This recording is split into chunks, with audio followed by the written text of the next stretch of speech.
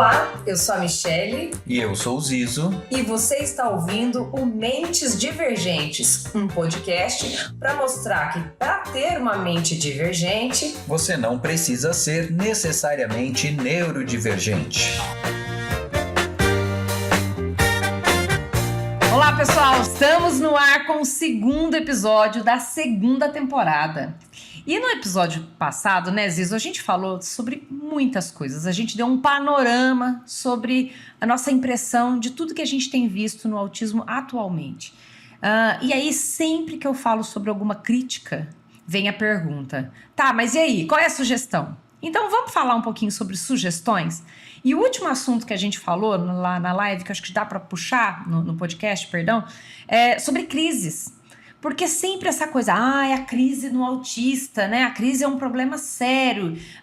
Comportamento inadequado. Vamos corrigir. Nome bonito Exato. de crise, agora é comportamento inadequado. Disruptivo, né? Então esse comportamento, como que a gente vai lidar com esse comportamento na crise? Bom, primeiro, né, Zizo, acho que vale muito a pena aquele exemplo que nós realmente não somos apagadores de incêndio. Se aconteceu a crise, não foi do nada, não foi porque ele quer te sacanear, não é porque ele tá com raiva de você, não é porque ele é uma pessoa ruim, é porque realmente houve uma dificuldade de manter a autorregulação.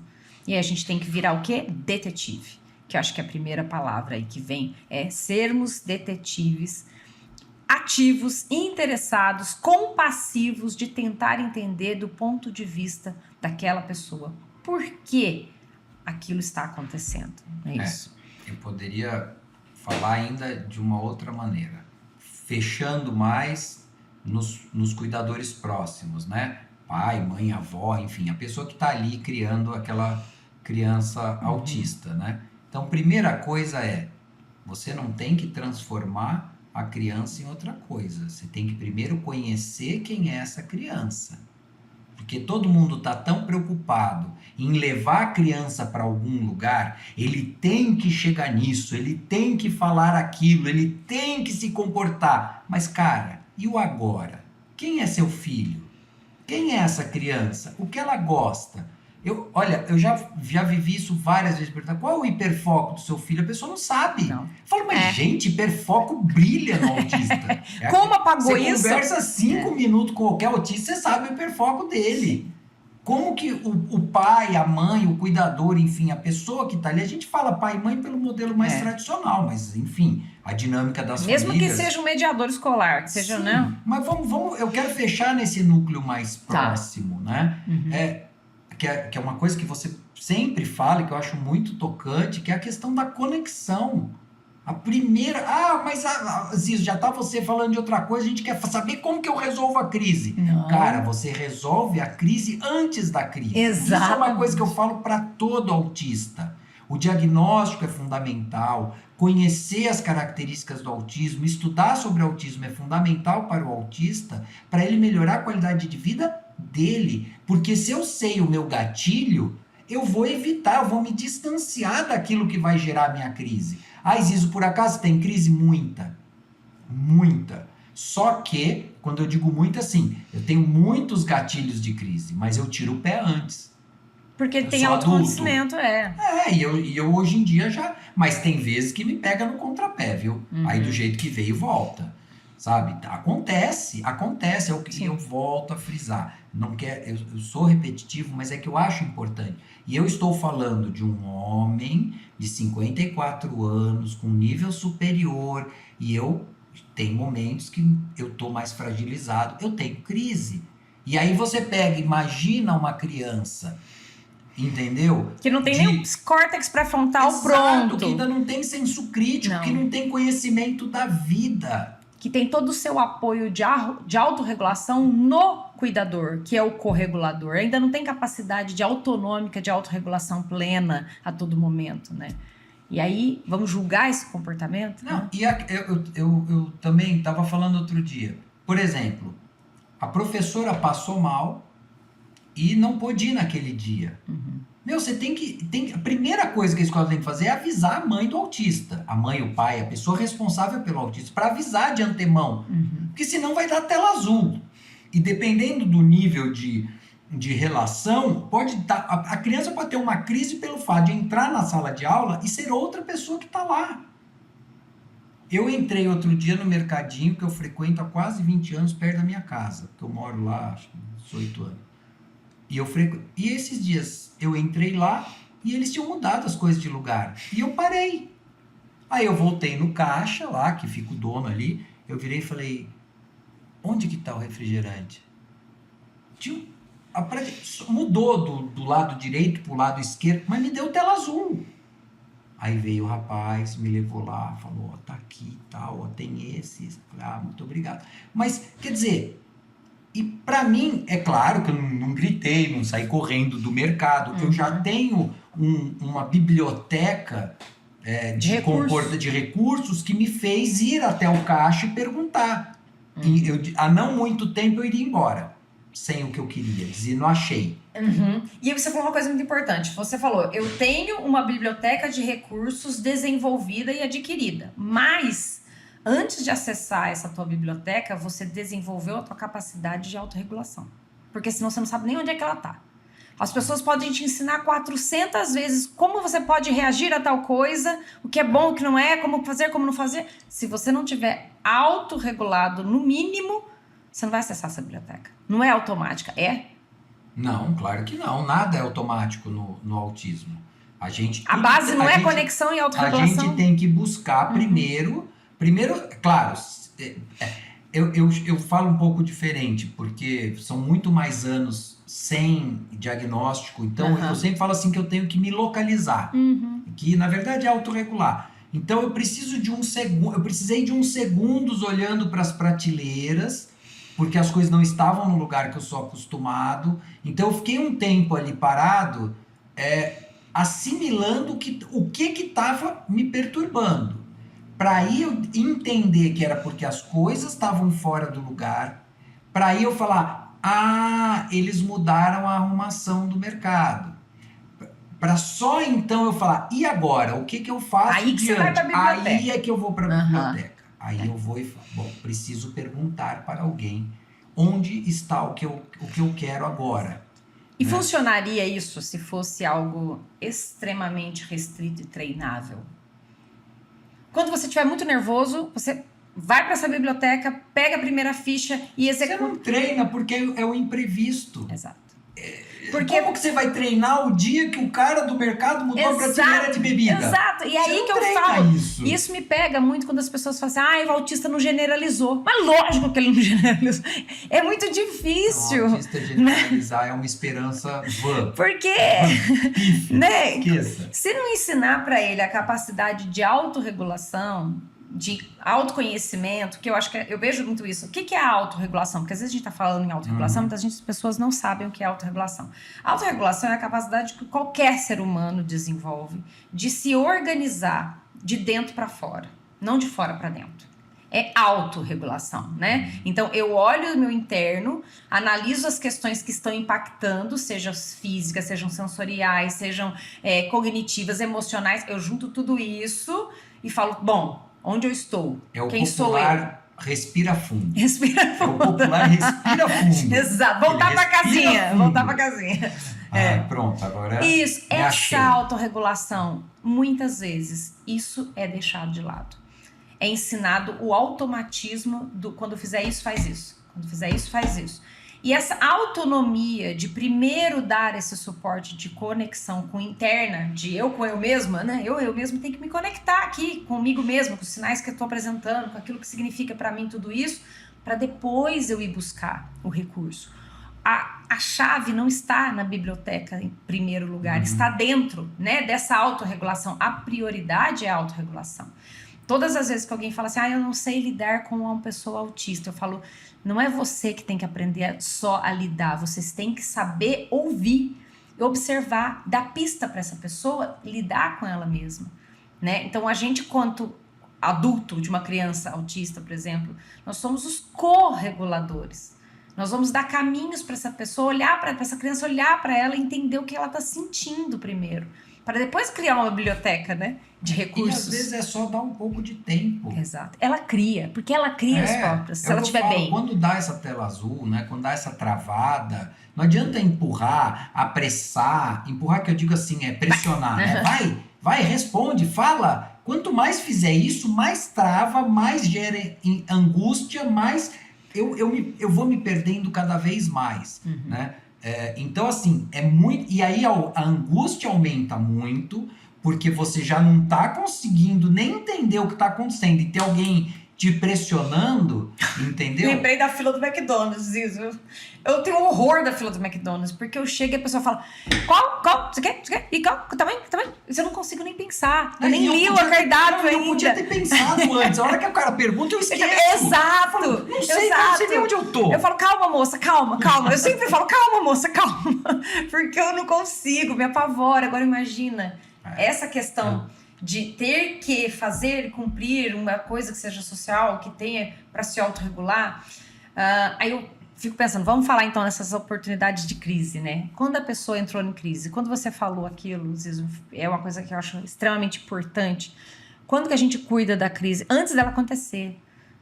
Faz um caminho, uma teia boa, né? A gente bota ali aquela cama elástica. Sabe aquela cama elástica do bombeiro, quando tá incêndio? Pula aqui! Você tem uma cama elástica segura ali antes de tudo.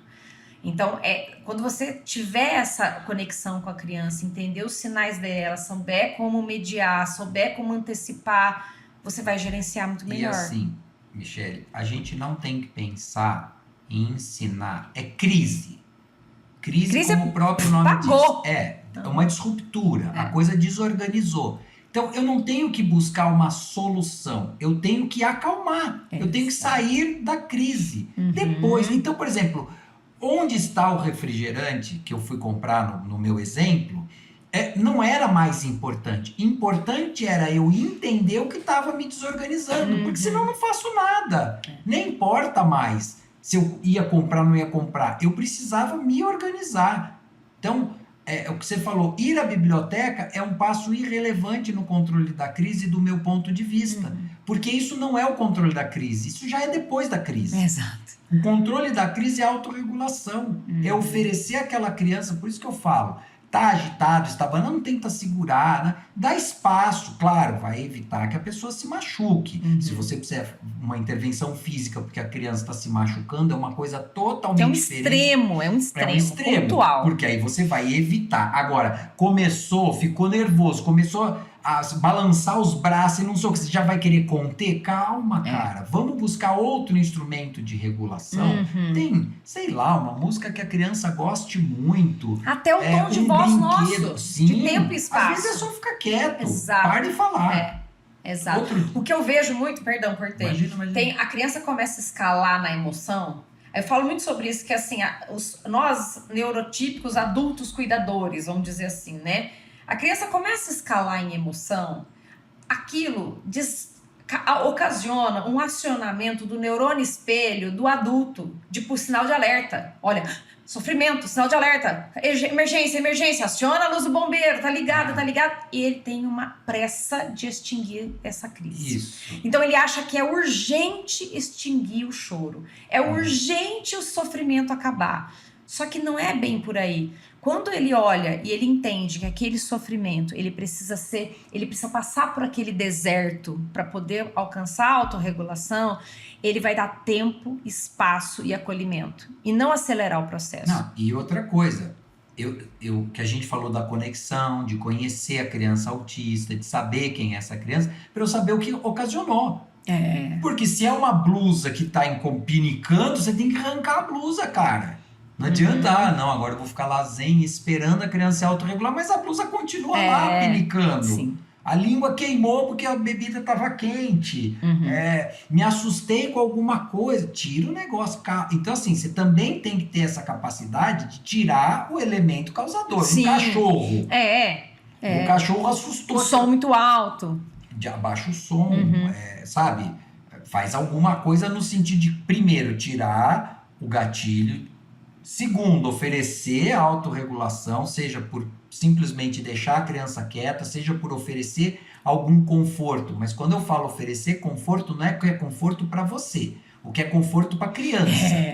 Então exato. pode ser uma música, o que eu falo, pode ser um objeto autístico. A gente autista gosta muito de objetos que nos dão segurança. Então, às vezes, trazer o bonequinho, a bonequinha, falar, ou só oferecer para a criança, porque aí naquela hora eu seguro lá o meu Falcon da estrela. Isso, esclarece sobre isso quando você fala objeto autístico, porque é muito importante. Às vezes o pessoal, mas o que é um objeto autístico? É algo que eu compro específico para autista, né? Tem uma loja, não é assim? Aquela loja lá da esquina que é só de objeto autístico. Sempre lá no meu site, eu vendo vários. Exatamente. Não é nada disso, Então, é piada isso. Exato, é para entender que o que é autístico naquele contexto é dizer assim, aquele objeto é autorregulador para aquela criança. Pode ser um copo de plástico. Autístico é um termo emprestado da psicanálise, né? A psicanálise, apesar de ter umas bolas fora, mas ela tem algumas contribuições no campo do autismo. Sim. Fora do autismo, eu acho fantástico, acho um negócio sensacional, mas isso é outro assunto. Então, objeto autístico é um termo emprestado de que é alguma coisa que o autista tem externa, mas que é autorregulador. Sim, que pode ser o cordão do óculos, pode que ser pode ser qualquer pode coisa. Ser um paninho, pode ser um boneco, pode ser uma roupa. Para mim, roupa é muito autorregulador. Eu já falei isso em outros episódios, principalmente roupa que tem algum tipo de emblema, de herói, ou camiseta que tem um personagem do Star Wars, que é uma coisa que eu gosto. Então, eu ponho aquilo é regulador. Se eu tenho que enfrentar uma situação difícil, eu preciso estar uniformizado. Olha, entendi. Né? Nesse sentido, Sim. eu preciso pôr minha roupa de... Eu vou dar conta. Então aí eu tô lá com minha camiseta do Batman, e naquele momento eu estou protegido. Lembrei daquela história que você falou do teatro, é o teu personagem que eu incorporo ali para me guardar. Então, o objeto autístico, às vezes, eu não consigo, por exemplo, em certas situações do trabalho, quando eu tenho que interagir com pessoas desconhecidas, eu tenho que ter alguma coisa, o spinner, algum objeto na mão ali, porque o nível de angústia que aquela interação gera, eu preciso de alguma coisa ali me regulando paralelamente, entendeu? Então, é isso que é objeto autístico. Então, às vezes a criança está ali, eu tô meio desesperado, que eu falo, às vezes eu já falo para as meninas lá em casa, né? Me dá um tempo, eu vou lá pro videogame. Então, naquele momento, o meu objeto autístico é aquilo. Eu preciso parar, focar, e eu fecho naquilo. Às vezes é 10 minutos, 15 minutos. Aí eu refluo, aí eu consigo voltar. Entendeu? Por quê? Porque se eu insistir naquela atividade, vai dar ruim. Entendeu? Então, e é isso quem tem que sacar na criança, não é a própria criança, porque a criança não vai saber a hora de parar. Entendeu? A gente vai feito boi louco, né? Se atira quando vê a coisa já. Que eu falo do exemplo lá do hiperfoco, de esquecer de comer, esquecer de dormir. E para a crise também é. Às vezes a gente não percebe o que está gerando incômodo. E aquilo só vai escalando dentro da gente. A frustração. A frustração. E você percebe que está desorganizado. Vai gerando mais insegurança ainda, porque você vai falando, nossa, eu tô perdendo foco. Quem tem essa consciência deve ser bem mais... Eu contei no outro episódio o negócio da nave lá que eu montei, né? E você compra o kit, ele vem as peças e vem numa cor única. Você mesmo tem que pintar. Então eu fui numa loja, primeiro fiz uma extensa pesquisa de quais eram as cores usadas especificamente para aquela nave, tá? Beleza. E aí eu fui lá e fui comprar uma base, uma tinta que é para fazer a base. E o cara falou, eu não tenho essa tinta. Ele falou, mas eu tenho uma aqui que é um cinza claro, que é a mesma coisa que essa. Eu falei, beleza. Eu falei, mas não é, porque o nome da cor é alumínio, não é metálica? Ele falou, não, é cinza. Aí, tá bom, comprei. Aí peguei lá, forrei a mesa, pus a peça. O primeiro que eu fiz na peça era um prateadão. E o pior é que aí é que você vê como que a loucura do funcionamento do autista. Eu me organizei inteiro para pintar a nave. Aquela primeira pintura ali da base. De mão. Eu pintei a nave inteira de prata, Michele. Mesmo não querendo. Mesmo não querendo. É louco, não, é sério, o diretor já risado da minha cara. E eu, sabe quando parece uma coisa assim, não é isso, e minha mãozinha lá, pintando a nave. Eu não quero, não é essa cor. Só que assim, fica fica um conflito entre eu fiz toda uma ideia, preparação mental para conseguir executar aquela tarefa. Então, a cor errada não conseguiu bloquear. Talvez o neurotípico talvez o neurotípico pegasse aqui do lado e fizesse num papel e opa, não é a cor certa, não vou nem pintar. Só que na minha cabeça uma autoridade, não, tô falando sério. Sei. O vendedor Que porque constitui se ali é para ele, vendedor ele domina. de tinta para kit, ele é autoridade sobre o assunto. E para o autista isso é muito importante. Então, pais, mães, cuidadores, tomem muito cuidado com o que vocês falam para autista. Ah, isso aí é um podcast inteiro. Porque né? você quer ter crise? Minta para um autista. Uhum. Quer ter crise? Dê desculpa esfarrapada para autista. Você vai ter crise. Te garanto, é 100% de certeza. Porque eu fico pé da vida quando as pessoas falam... Não é que mente, às vezes a pessoa fala... Sabe aquela coisa, na volta a gente compra? Uhum. Na volta eu vou querer comprar. E se eu não comprar, eu vou ficar bravo. Aí a criança tem crise, mas autista é tudo complicado. Mas enfim, voltando à questão. Então, eu tinha uma autoridade que disse pra mim que aquela era a tinta certa. Uhum. Então, eu nem testei a tinta antes. Eu só taquei direto no kit. Pá. Aí, eu parei. A hora que eu acabei de pintar a primeira demão, aí vem a crise. Aí eu queria jogar o kit fora, eu queria sorte que minha mulher chegou em casa. Eu falei, olha, pelo amor de Deus, estraguei tudo. Ela, calma, eu vou jogar isso fora, vou comprar outro.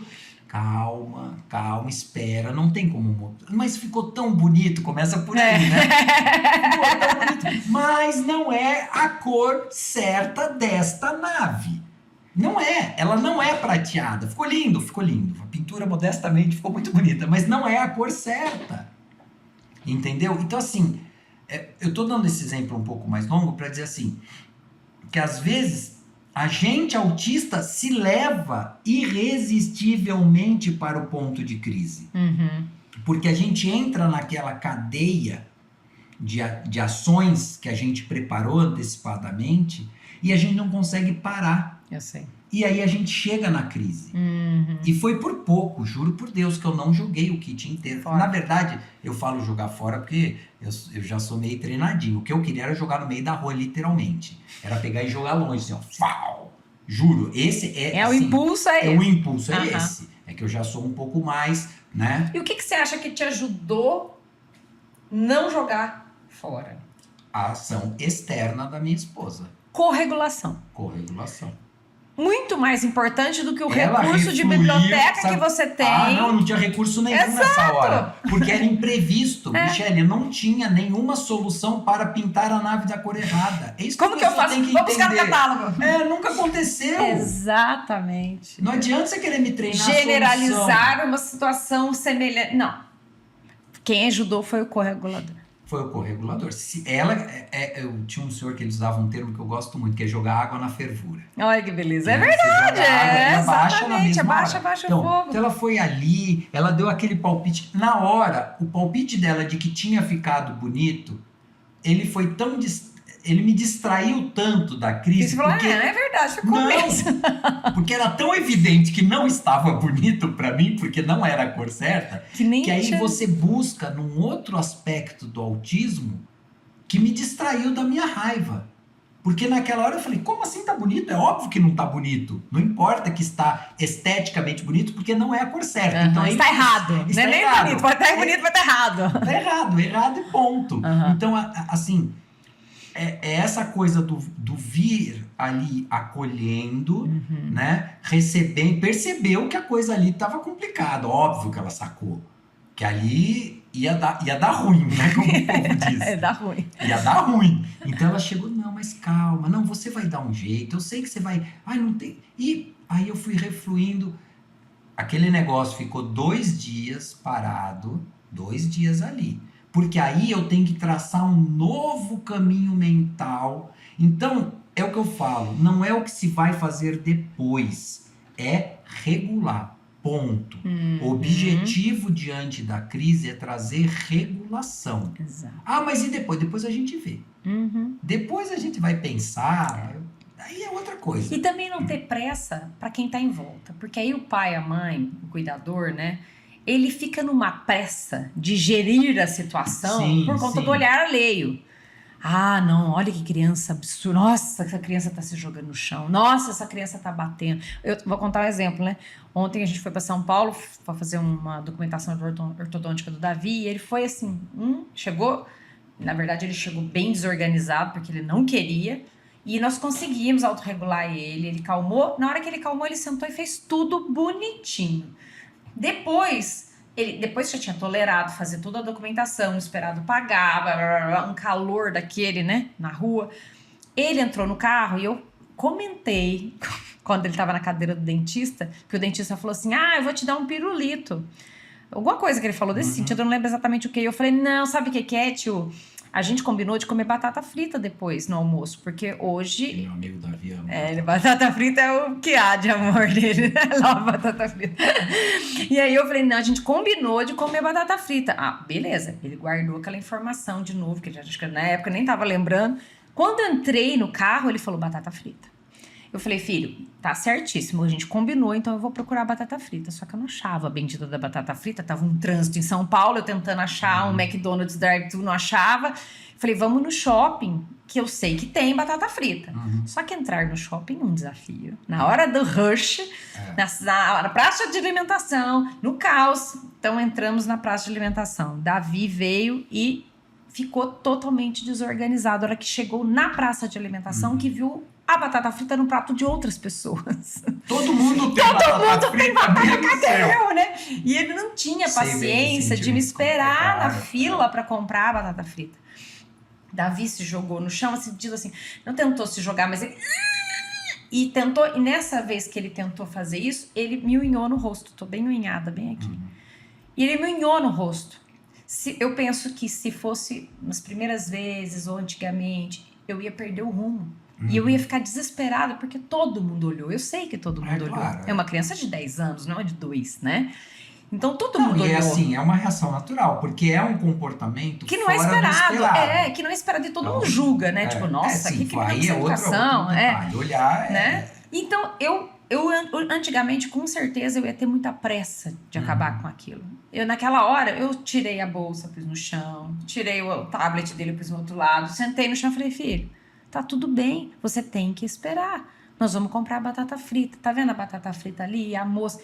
E ele foi se acalmando, respirando com nós dois sentados no chão do shopping, na praça de alimentação. Até que ele esperou, reclamando ainda, fazendo... Mas esperou e comprou a batata frita e comeu feliz da vida.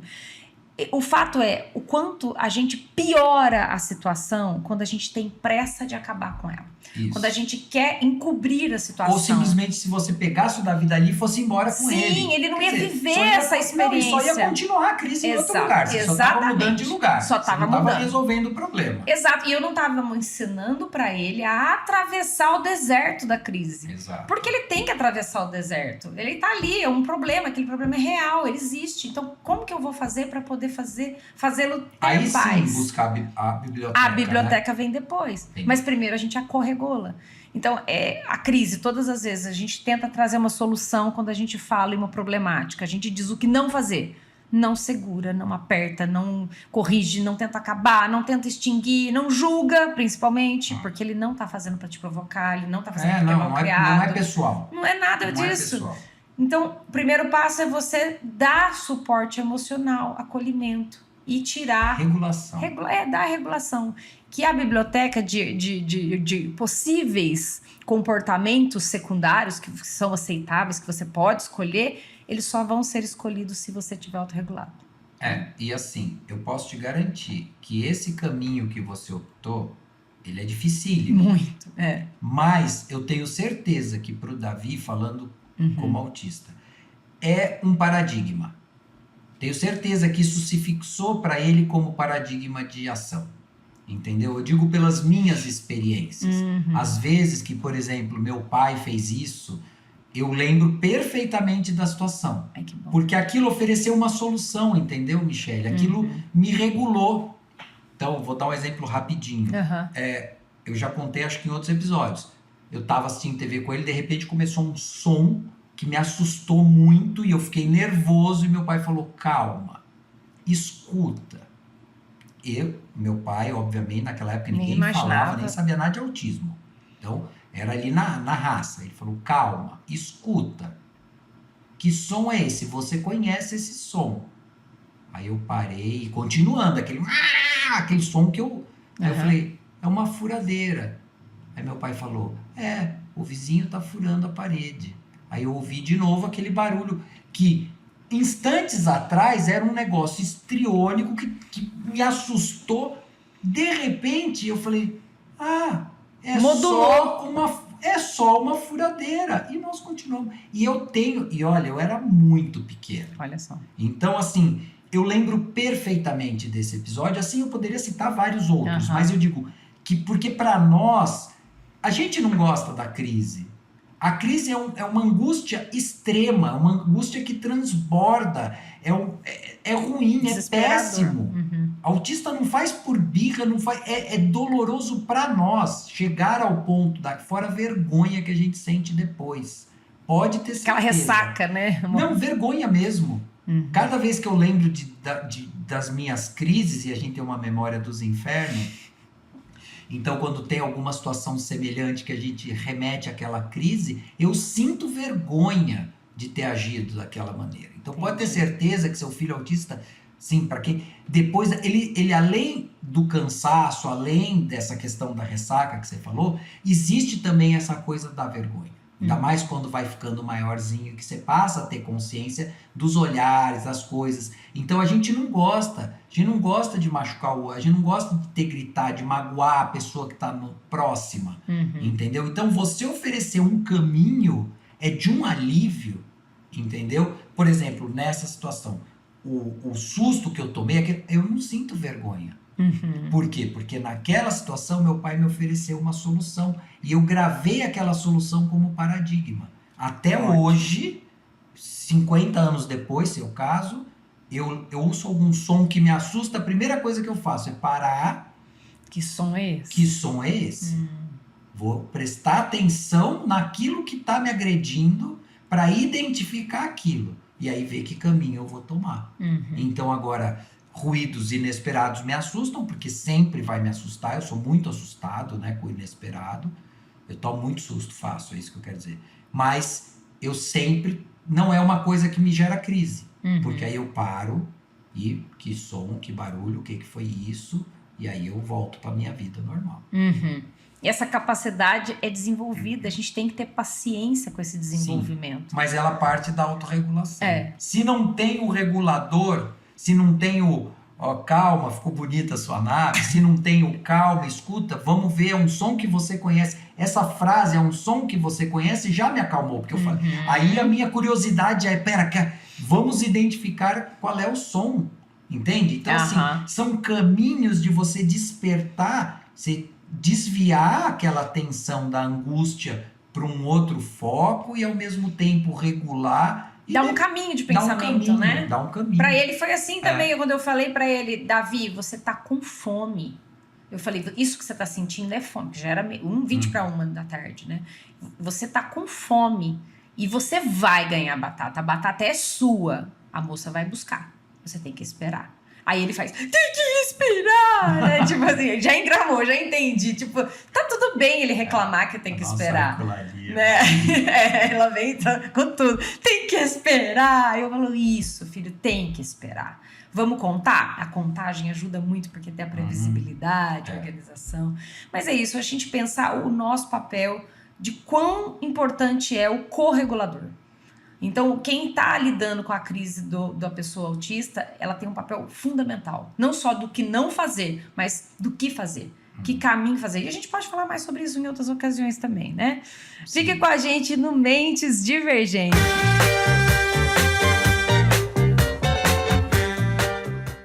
E esse foi mais um episódio do podcast Mentes Divergentes. Eu sou Michele Basso, com Zizo Porto e técnica de Paulo Amaral.